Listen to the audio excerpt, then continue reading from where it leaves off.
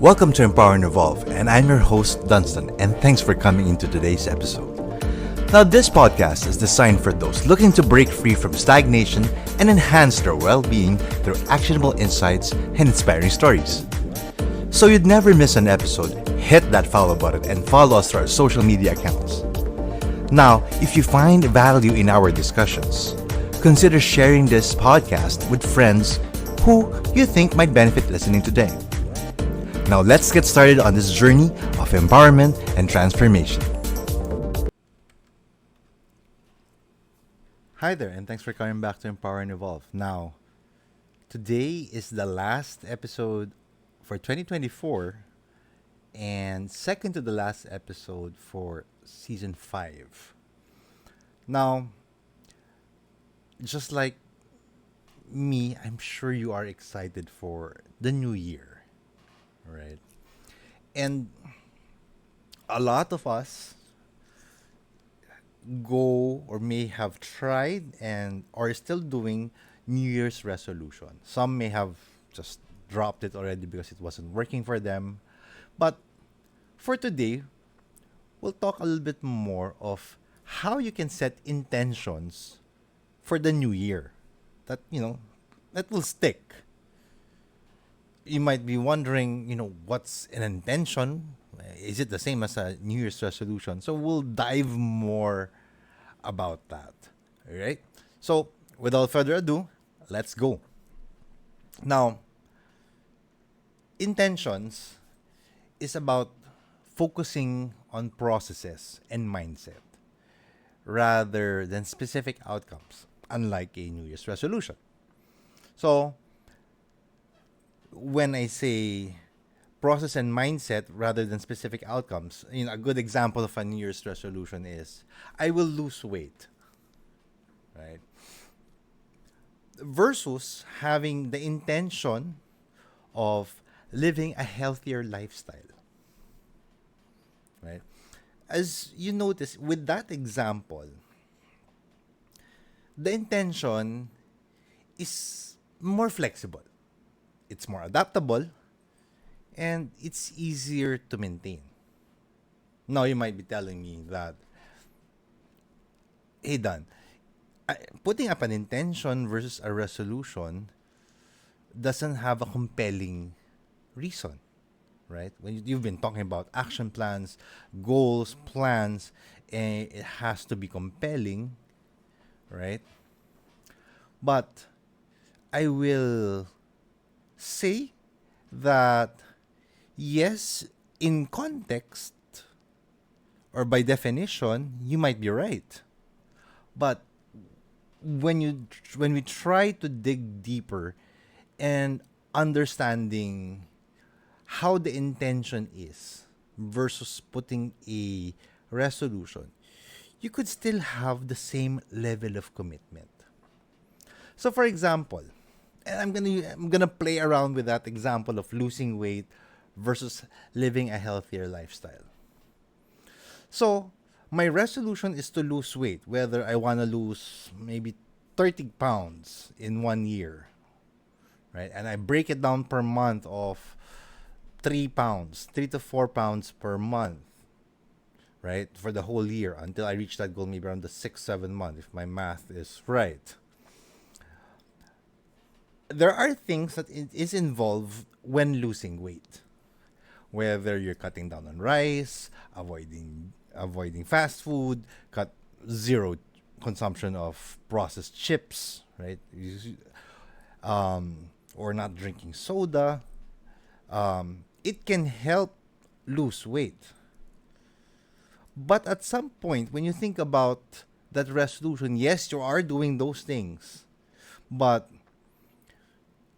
at the back of your head, do you really feel good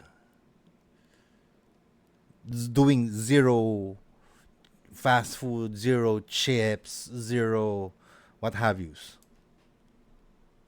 Versus, when I think about living a healthier lifestyle, instead of me having, let's say, zero fast food or zero soda for 1 month or for the whole year, I will give myself, because it is an intention, I will give myself one 500 ml can or PT bottle of soda for 1 month. That's my consumption. I'll pick any day of the month, but that's my cheat day, right? Because I like to drink soda. So, in context, it's forgiving because you're not punishing yourself. And normally, when people put New Year's resolution, through the process of it, they don't feel any joy. They don't feel it's the happiness they feel is not deliberate, right? And when I say about talking about that compelling piece of between having a resolution and versus having an intention, if let's say I am diabetic, losing weight can really help manage my diabetes if I was, right? But also, living a healthier lifestyle also manages and also is compelling to address the diabetes. So it's pretty much one and the same, right? Now, another thing that you have to understand when you're talking about resolution, when you're talking about intentions, right? Aside from both can be compelling, meanwhile, the latter can be more forgiving and more adaptable, adaptive on how the specific actions you do leads towards the end goal. I would say that it feels less pressure. There's less pressure if you're doing something as an intention versus a resolution. Now, why do I say so? Imagine both can be put in a contract. You're having an agreement with yourself that I am going to do this. I'm going to lose weight by doing this, and this. I am also living a healthier lifestyle by doing this, and this. So it's the same. There is that contract that binds you to your plan, but it's forgiving, right? And if it's something that's easy, it's easier for you as a person to be able to execute to it. Just like any challenge or any skill that you want to develop, if the action or that you do involves fun, if it involves some form of support structure, then it's easier for you to commit to it, right? Moving on to our intention is understanding, how do you actually make those action items so that it really sticks, right? Unlike a New Year's resolution that you just write down something as a goal for the following year, for an intention, I encourage you to sit down and reflect on your experiences of the current year. What worked, what didn't, and what you've learned, right? Because, just like I mentioned, a lot of people would have done New Year's resolutions and yet they failed, right? The next thing, after you've sat down and tried to understand what was the mechanism before of you doing your change for the following year, right, is writing down your clear intention. Now, when I say you write it down, write it clearly. And when I say clearly, as elaborate as possible, and take note, you have to write it in a positive tone. So when I say write in a positive tone, do not, and I tell you, avoid using phrases that has the don't, do not, won't, because in psychology, the more you see the and child psychology, the more you tell them don't do it, the more they have that inner urge to do it. Think about that. I mean, pause the video or pause the podcast. Think about that thought. Every time someone tells you don't do it, there's a part of you, there's a big part of you at the back of your head that tells you you want to do it. Right? So instead of writing it with a don't, won't, shouldn't, wouldn't, right? You write it positively. So a good example. I mean, since we're talking about the losing weight part and healthier lifestyle, instead of saying I won't eat junk food, write it down this way. I intend to prioritize my health. I intend, maybe you could also say, I intend to eat more vegetables.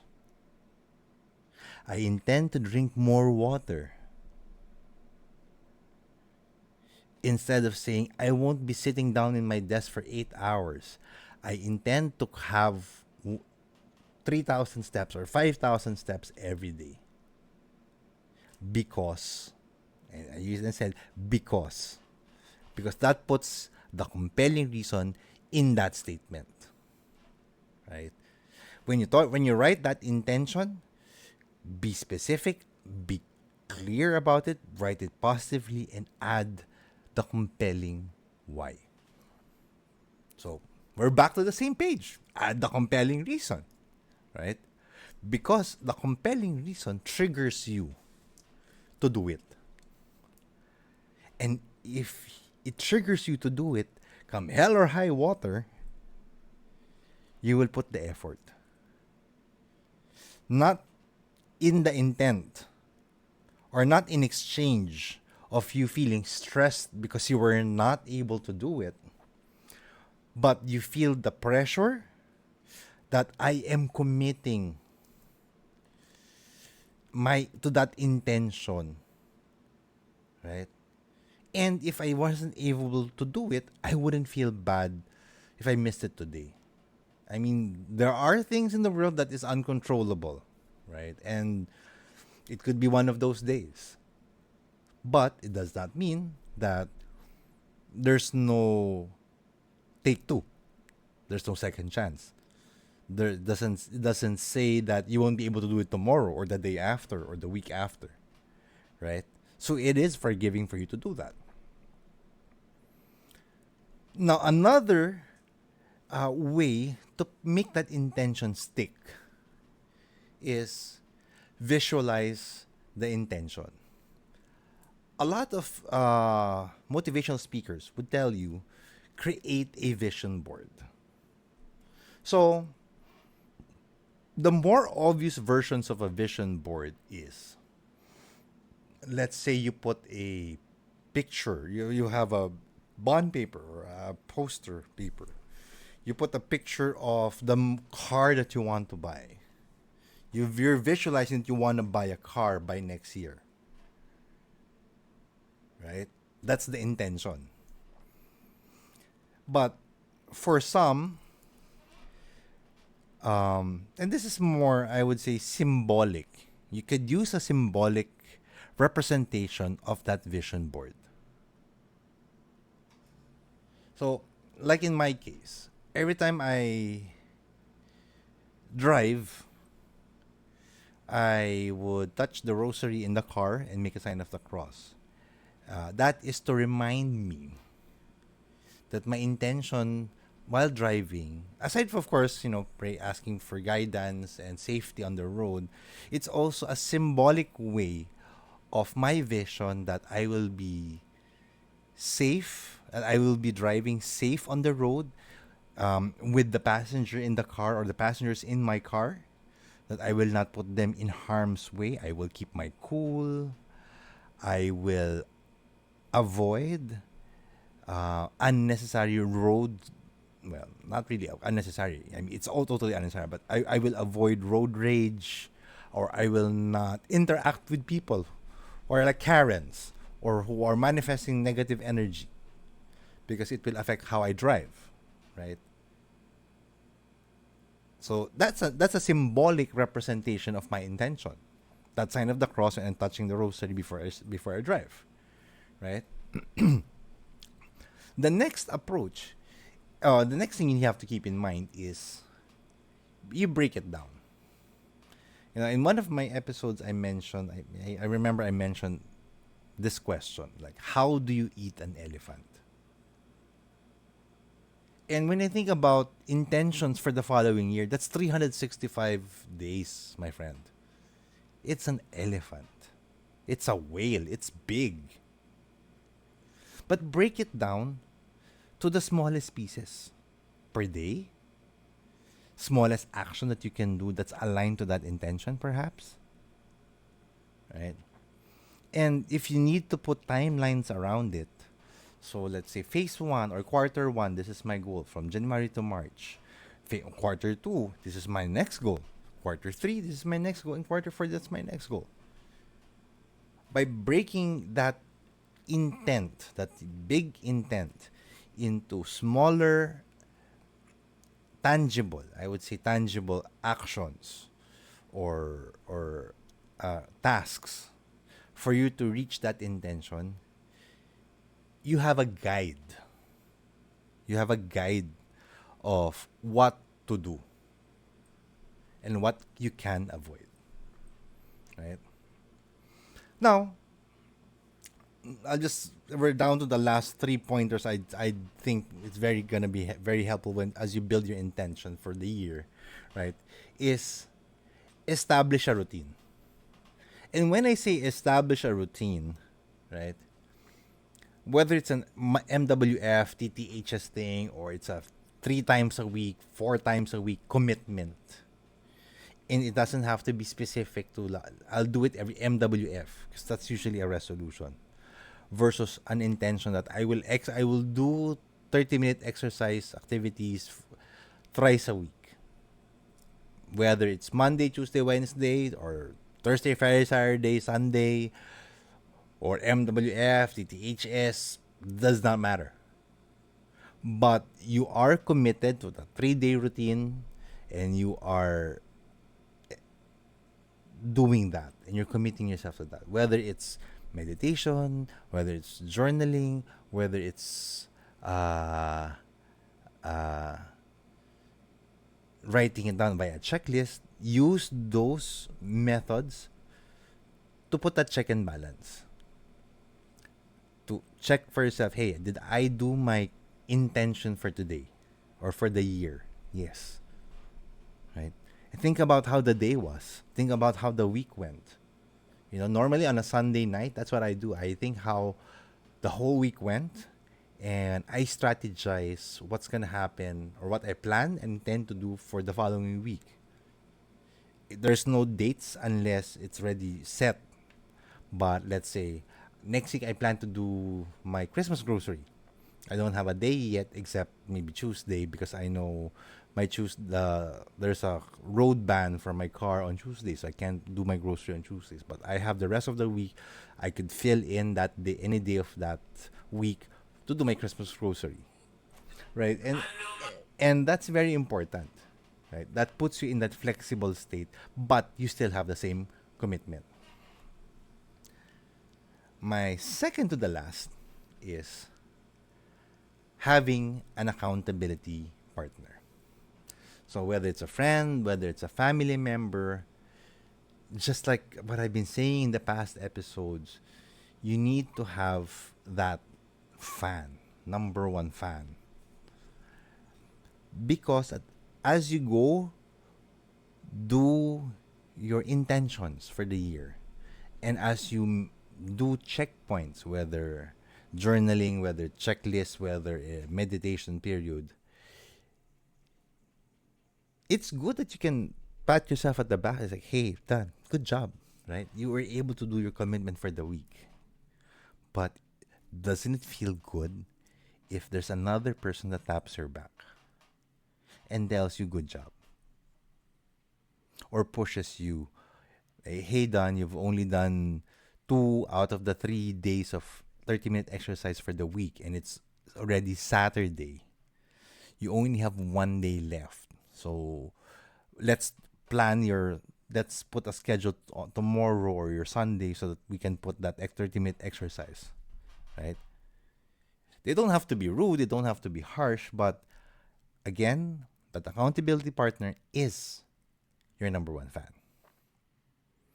And last action item that you can do to set your intention so that it can stick, right? Stay flexible. As I mentioned in the early part of this episode, right? That between a resolution and an intention is more flexible. An intention is more forgiving, right? And of course, your 365 days will not always be the same every single day.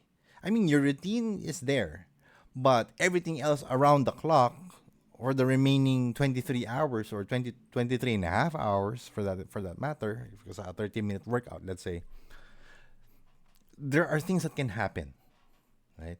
There are things that can happen in that day that will stop you from doing your committed action or intention for that day. But be forgiving and okay, I'm not gonna be able to do this today because there's so many things on my calendar and I really can't move anything out for the following day. So I'll do it tomorrow. Right? But as you go through that flexible mindset with your intentions, please avoid using it as an excuse. That's just real talk, right? When you're trying to give reasons that hey, I can't do my intention because of this and this, and you've always used the same reason, it's already an excuse. It doesn't it doesn't have that uh, bite in terms of, it doesn't bite you in terms of your compellingness to do it. In that example earlier of working out 3 times a week for 30 minutes, my accountability partner made sure that it's Sunday. Yes, the rest of the week we could have done it Monday, Tuesday, Wednesday. Remember, there were 6 days that I could have done those 3 days, and yet I've only done 2. And the day or the week hasn't ended, so there is still a chance, right?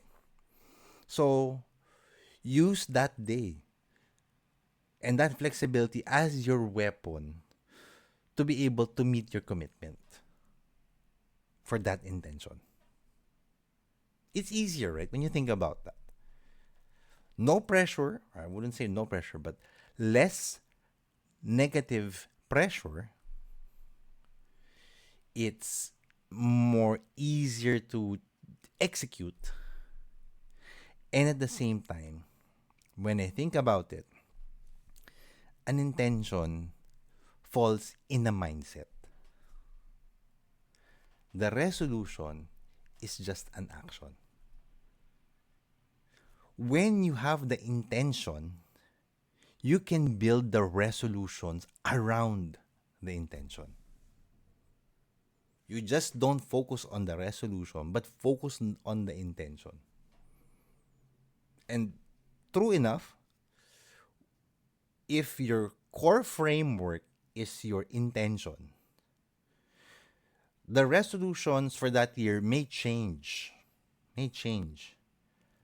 But at any change that you do, that change is still connected or is aligned to that intention. Because if that action you want to put there as a resolution is not aligned to your intention, then scratch it off. It's another resolution, it's another piece of your intention for the year. right? So, as we close today's episode, I'd like to leave you with a thought that a New Year's intention, for it to stick, is to understand that 365 days of journey lies ahead of you. That every single day is an opportunity for you to execute to your intention, for you to be able to forgive yourself if you were not able to commit to the intention. It gives you an opportunity to be flexible, to adjust so that it aligns you to your intention. And by doing so, and by enjoying that journey with your accountability partner, and with you doing your journals and meditating on how you have been progressing every single day with that 365 days, it helps you become a better version of yourself. And I really look forward, to hear your intentions. Send us an email at empowerevolving@gmail.com. I'd love to hear that. But I'll be more than happy to be your accountability partner. I'd love to work with you, to push you, to strategize with you how we can be partners in helping you become a better version of yourself. So with that, advance Happy New Year, everyone. And in behalf of the Empower and Evolve team, this is done. Thanks for listening. We'll catch you next week. But for now, stay safe and take care. Bye for now. Hey, buddy. Thank you for joining us on this transformative journey of empowerment and growth. Now remember, it's not just about evolving. It's about embracing that incredible power within you to become the best version of yourself. Keep striving for greatness, because together, we can create a world where empowerment knows no bounds. And if you find value in today's episode, please subscribe, rate, and share this podcast with someone who could use that little inspiration. Until next time, stay empowered, stay inspired, and keep shining brightly on your path to evolution. With Empower and Evolve, you have the tools to unleash your potential and rewrite your story. Let's continue to evolve together.